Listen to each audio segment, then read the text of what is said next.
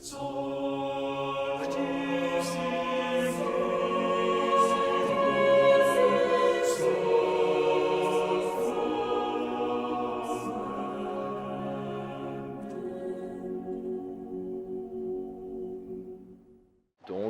il s'agit de suivre Jésus, et pour le suivre, il y a une mort qui est liée à cette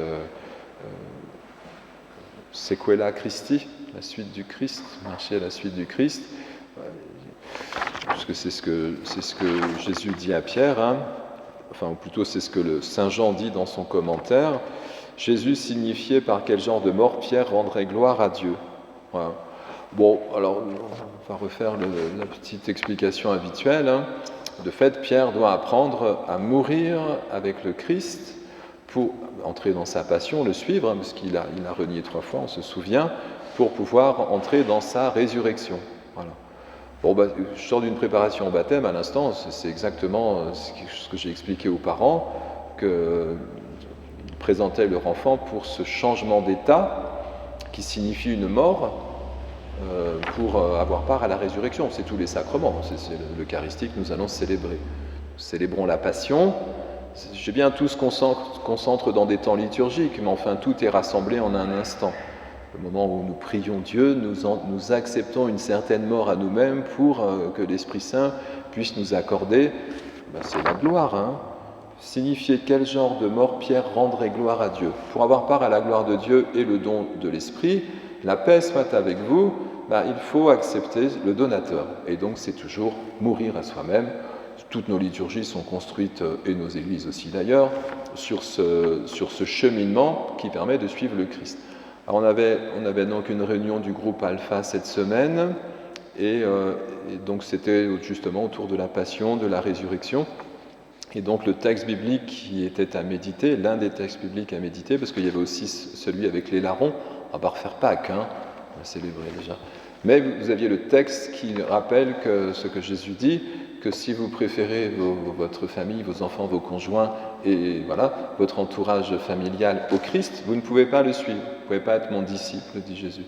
Alors évidemment, nous sommes bienveillants avec nos proches, mais nous les aimons, au titre de la question que Jésus pose à Pierre, plus que ceci, c'est ça qu'il en dit.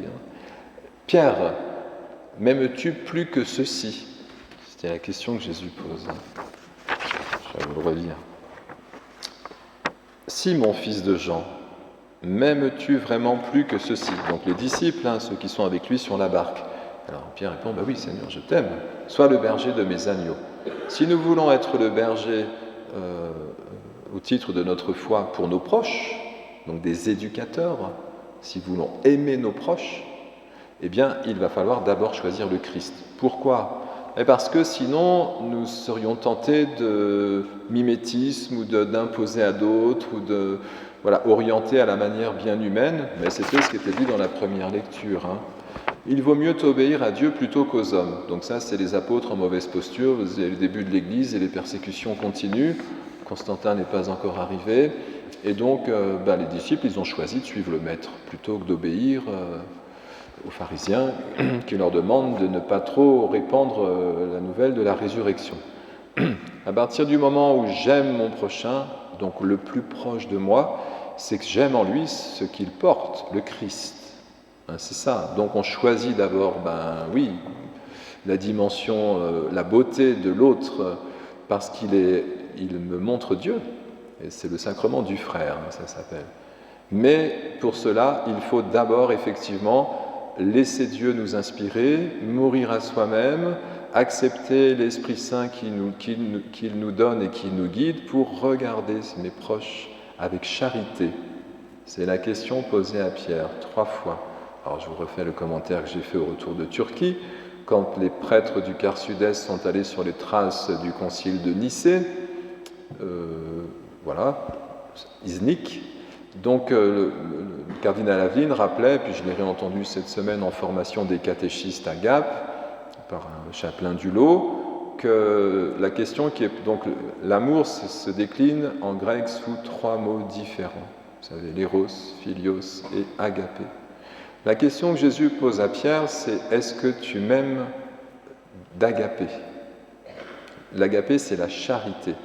C'est une vertu théologale.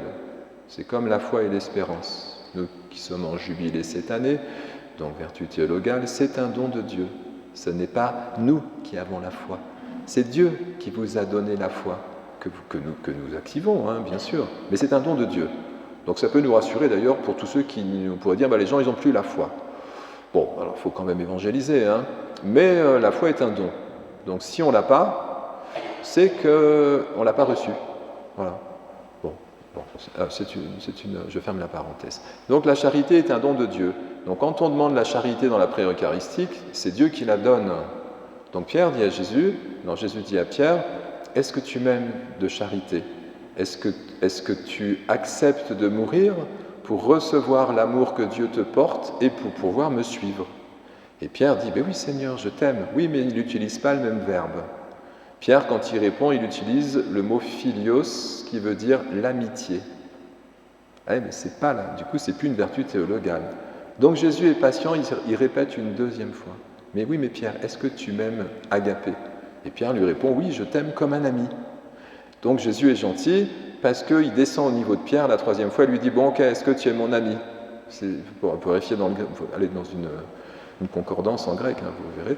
Et donc c'est beau parce que Dieu descend là où on se trouve. Bon, Pierre n'est pas capable d'amour, de charité. Il n'est pas encore capable de donner sa vie au nom du Christ.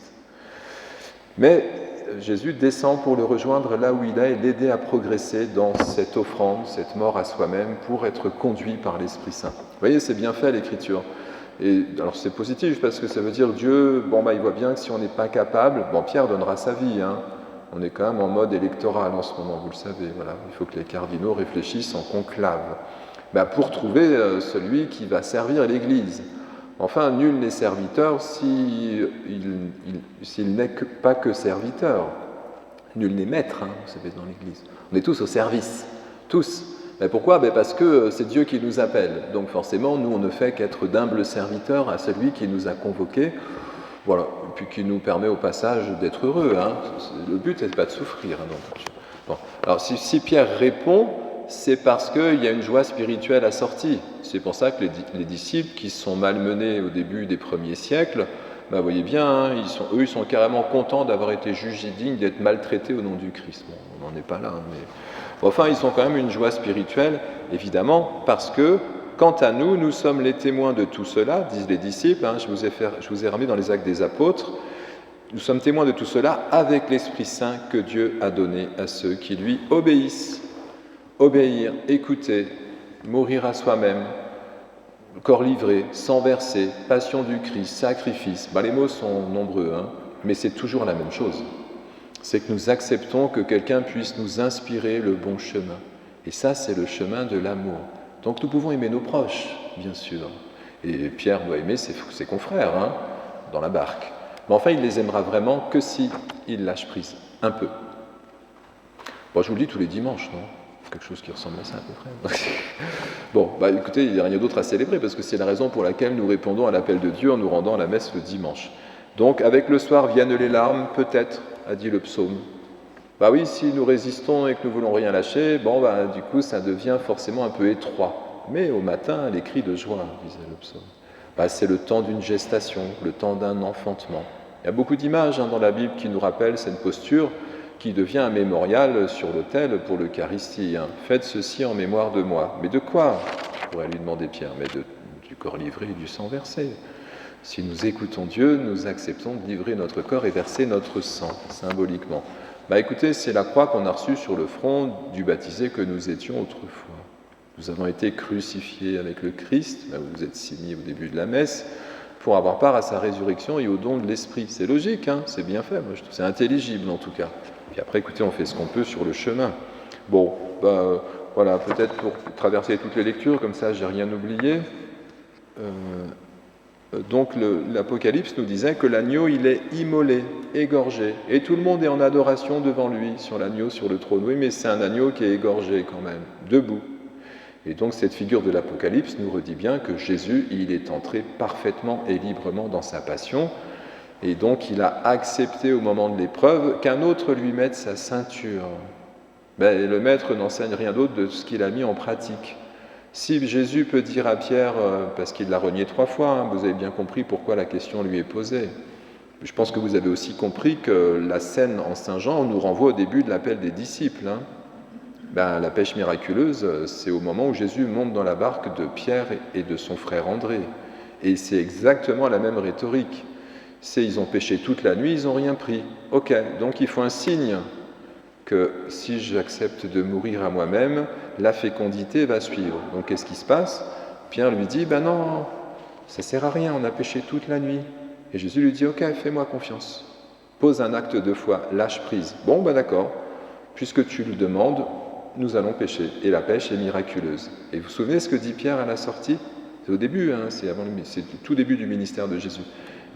Pierre dit à Jésus, il a vu qu'il y avait quand même une indignité de sa part. Éloigne-toi de moi, je suis un homme pécheur. Et ouais, c'est pour ça que je t'ai choisi, aurait pu lui dire Jésus.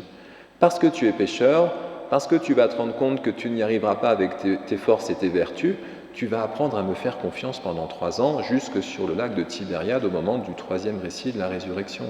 Pierre apprend peu à peu. Mais Jésus l'a choisi pour ça, pour qu'il puisse justement à un moment donné se rendre compte qu'il n'y est pour rien. C'est un don de Dieu. Mais Paul dira la même chose. Hein. Je suis le dernier des apôtres, moi qui ai persécuté l'Église. Et ouais, mais n'empêche que c'est les 2 colonnes de l'Église, hein, Pierre et Paul. Vous voyez, hein, comme quoi le chemin qui est proposé, ce sera bien toujours un chemin où un autre nous ouvre un horizon que nous n'avions pas sans la rencontre avec lui. Voilà.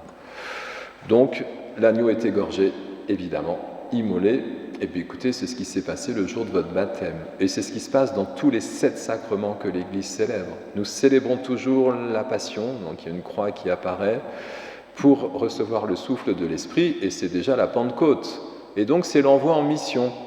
Parce qu'un autre m'a envoyé, je peux, comme dira Jésus de nombreuses fois dans l'Évangile de Jean, je ne me suis pas envoyé tout seul.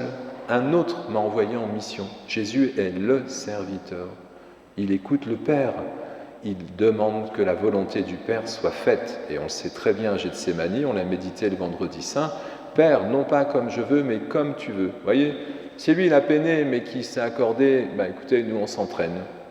C'est la vie chrétienne et c'est une gestation qui durera toute la vie, puisque tous les jours nous redemanderons à Dieu, nous nous poserons pour qu'il nous donne le souffle nécessaire pour poursuivre la route. Et vous deviendrez témoins. Donc, c'est la conclusion. Si la question nous est posée, vous pourrez prendre votre prénom et le mien, m'aimes-tu? Plus que ceci, si vous avez compris ce que je disais avant. Et si vous dites oui, eh bien du coup, vous avez droit à la phrase qui suit. Sois le berger de mes brebis.